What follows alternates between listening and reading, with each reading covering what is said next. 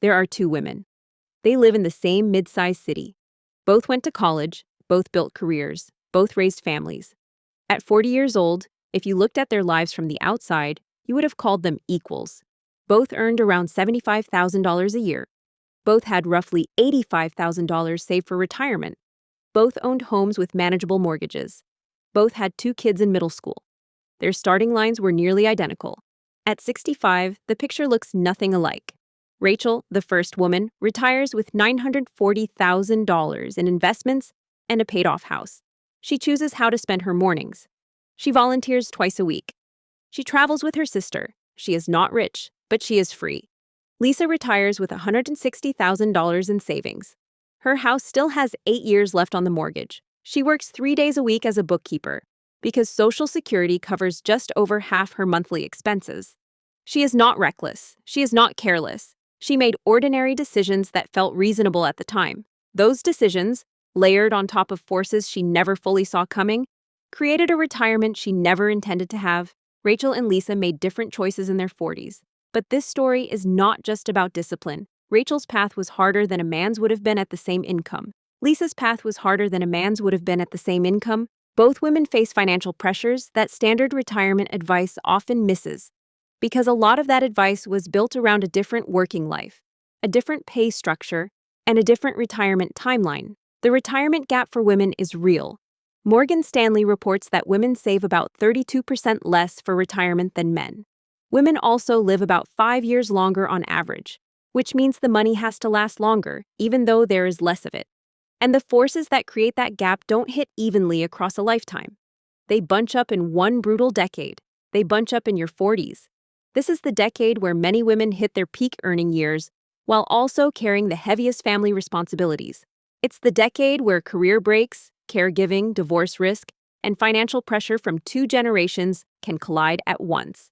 And because there is still time left for compounding to matter, mistakes made here echo for decades.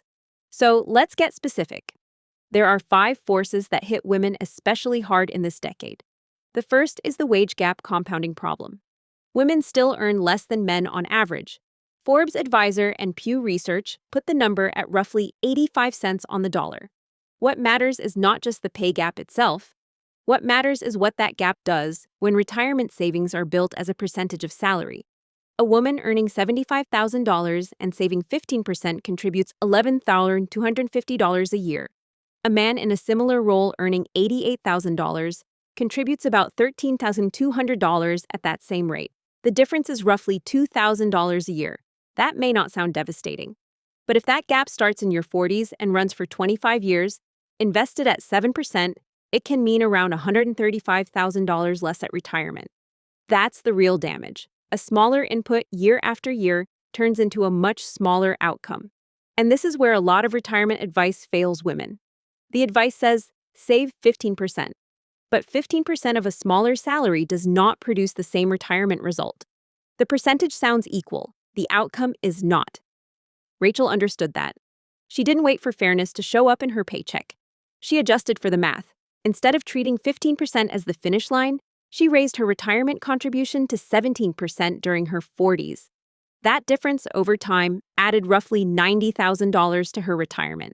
So the takeaway here is simple. If you're a woman in your 40s saving 15%, don't assume that number is enough just because it's the standard advice. For many women, the real number is closer to 16, 17, or 18%. The second force is the career break multiplier. This one is vicious because the damage keeps going after the break is over. AARP reports that 58% of women become primary caregivers. Many care for aging parents, spouses, or other relatives during their working years. And a lot of that happens in the exact decade when income is highest and retirement contributions matter most. Pew Research shows the gap clearly. Among people aged 35 to 44, 94% of fathers are employed, compared to 75% of mothers. That tells you millions of women are reducing hours, shifting to part-time work, or leaving the workforce entirely during one of the most financially important phases of life. The cost of a career break is not just lost salary. Retirement contributions stop, employer match stops, seniority stalls. And when many women return, they do not return at the same pay level. Research from the U.S. Treasury has shown that interrupted job tenure can reduce future earnings as well. which means the damage compounds even after the caregiving ends. Take a woman earning $90,000 who steps away for 3 years in her mid-40s. She may lose tens of thousands in direct retirement contributions, more in employer matching, and then return at a lower salary. Over the next 15 years, that can translate into a retirement loss in the range of $250,000 to $350,000. And there is another hit most people never think about. Social Security is based on your 35 highest earning years. A break during your peak earning decade can replace high-income years with zeros, lowering your monthly benefit for life. Lisa took a 28-month break in her mid-40s when her mother's health declined. She had no real backup plan. When she returned, her new salary was 12% lower than before. She never fully recovered the lost savings. Rachel faced something similar when her father got sick. But instead of quitting outright, she negotiated a leave, shifted temporarily to part-time work, and kept some retirement contributions going through a spousal IRA when she was outside an employer plan. Her interruption still cost her money, but it cost her far less. That's the point. The answer is not, never take a break. Sometimes you can't avoid it. The real move is to treat it like the major financial event it is. Model the cost before you step away. Explore leave instead of resignation. Explore part-time instead of zero. Keep some contribution going if you can. Even a smaller contribution matters, because the compounding clock does not stop just because your life gets harder. The third force is the divorce detonator. Retirement advice often treats divorce like a side note. For many women in their 40s and 50s, it is a wrecking ball. Gray divorce after age 50, has surged over the past few decades, and the financial fallout is worse for women.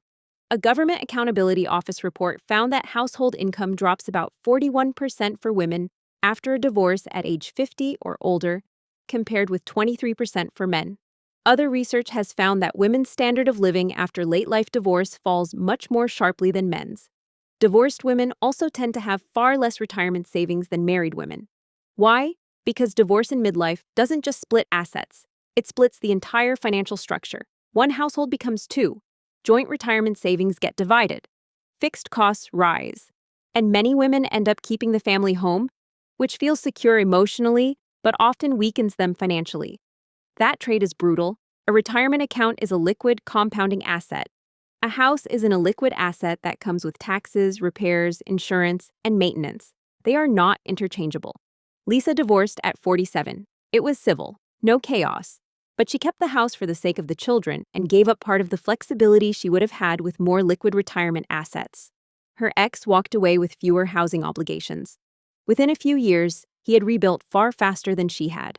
Her savings stayed nearly flat while she carried the mortgage, the upkeep, and the household on one income. Rachel protected herself differently. She maintained her own retirement account throughout marriage and stayed directly involved in financial decisions. So when her marriage hit serious strain in her 40s, she was not financially dependent on the relationship staying intact.